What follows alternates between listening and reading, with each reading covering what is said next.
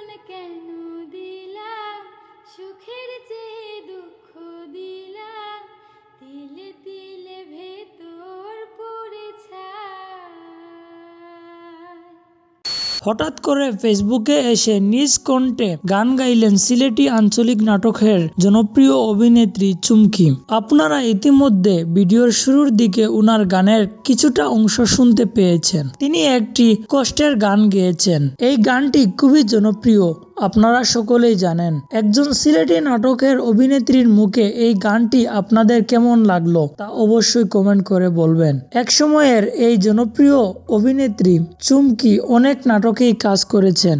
উনার করা নাটক মিলিয়নে ভিউ রয়েছে। তিনি এখনো নাটক করেই যাচ্ছেন। তবে একজন নাটকের অভিনেত্রী হয়ে উনি যে গানটা গেয়েছেন, আমার কাছে পার্সোনালি উনার এই গানটা খুব বেশি ভালো লেগেছে।